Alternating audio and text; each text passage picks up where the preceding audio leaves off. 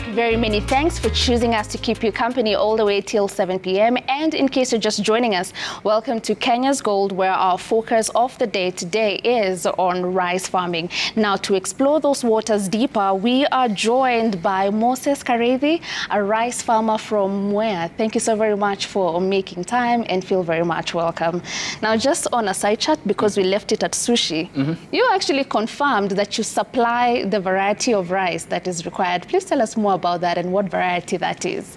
Yeah, my name's Moses Karethi Mwangi. I'm a rice farmer in Mwea irrigation scheme. Currently, I do contracting farming. I grow a special variety. I think I'm the only farmer who grow that variety in Kenya, called Kosar. Although there are other people like me and Mwea Irrigation Development Center who also do. We do contracting farming with other Asian community here in Nairobi, and I supply them for making sushi, a special rice. Yeah. So that's the specific variety that you require? The specific variety is called Kosar. Right. In a Japonica, in the bigger class it's Japonica, but the little variety is Kosar. All right, great. No, that's nice. Kuna wakati moja tukizungumza kando ya kamera ukasema ali wali? Ni wakati tulikuwa shule, mwalimu wa Kiswahili alikuwa anatufundisha mwana waliwali, hali wali wao. Come on, I know you're thriving. Please explain for the rest of us what that means. We are floating. Those are old days when I was in secondary school. I was nilikuwa mwanafunzi wa Kiswahili. Ulipenda sana Kiswahili. Tushikilie papo hapo kwa Kiswahili na nikuulize kwamba ni kipi mkulima wa mpunga anazingatia cha kwanza kabisa kabla ajitoshe katika ukulima wa mpunga? Ile yenye ya mkulima kwanza unastahili kuangalia ukichagua mbegu ni ile variety yenye unataka kukuza. Kwa sababu tuseme in the world kuna so many varieties of rice, over 4,000. Lakini ile ya muhimu ni kwenye unakuza, the area you are growing. Kama tuseme kama kwetu Mwea, because of our climatic conditions, sana ile variety inaenda ni basmati. Na currently kuna ingine wameleta kuomboka, and there before we used to grow sidan. All those are just a few of the varieties which are grown. But more in Mwea they are doing basmati, just because of pricing. But there is another variety which is coming in, hiyo kuomboka. It's actually coming up almost some years to come, kuitoa nini basmati sana kwa market because of production. All right. Now, with your expertise being a rice farmer for very many years, what is the best climatic condition that favors rice farming? And also, most of us, when we hear rice farming, we know Mwea. That's the location that comes to mind. Yeah. Maybe you can also tell us what other regions in the country that favor rice farming. Especially rice will need moderate to warm climatic conditions, like in Mwea, where temperatures does not go below 25 and not above 39. Those are moderate temperatures. But there are other areas also in Kenya which grows. There are wide of areas where rice can grow. Especially here in Kenya, they also grow in western region, that is Ahero, West Kano, and Bunyara. And another area, Dominion, they also used to grow.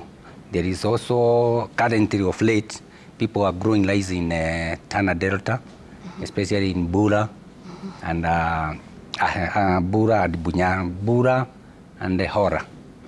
And there is another area still in coastal region, they also grow.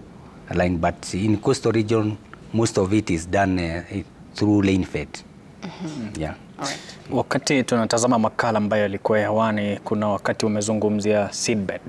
Yeah. Ni kipi ambacho unafaa kuhakikisha wakati unatayarisha sasa seedbed yako?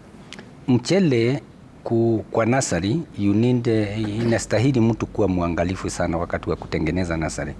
Kwa sababu kwanza, kama ni basmati, unairoesha kwa maji for around 48 hours. Tuseme hizo ni siku 2 unaiweka kwa maji.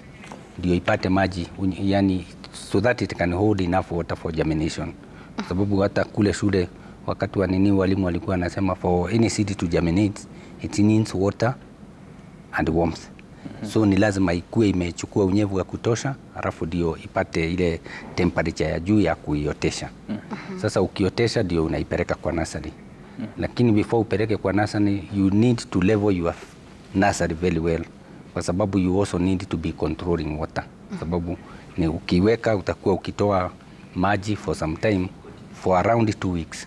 Ndio sasa uiwachilie, kwa sababu ile mbegu itakuwa sasa imeota na inaweza kuwa juu ya maji. Unaweka maji kidogo, lakini pale ukimwaga tu alafu unaroesha maji, haitapata na hewa, so itakufa. Right. Now also rice is very much heavily dependent on good technology and a proper irrigation system.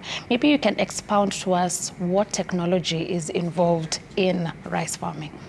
Mostly for rice to grow just needs the required climatic conditions, and what is there in rice is that it needs a lot of water. And that is why mostly they prefer it growing in those areas I have already mentioned, where now the government had set irrigation setup for water, because it requires a lot of water. But still, rice can grow on rain-fed. There are those areas which gets adequate rainfall, especially in western and even coastal region, where they just do dry seeding, and then when the rain comes, the rice will just grow. But that one will also need some special varieties, which takes a shorter time than basmati. Because basmati, especially in our area, it takes 120 days. So for rain-fed, if you put a variety which will go for 120 days, the rain might not be sufficient. So we need the variety which will grow for around 90 days. Yes, and there are those varieties which are now suitable for rain-fed. Sasa asante sana Moses Kareithi kwa ufafanuzi huo. Dakika 35 baada ya saa 12 Afrika Mashariki. Sasa tunachukua mapumziko kidunya. Tukirejea kungali kuna mengi, hasa kutaka kujua kwa nini tunapuuzilia mbali konokono shambani wakati tunapanda mpunga. Usikwende popote, salia nasi.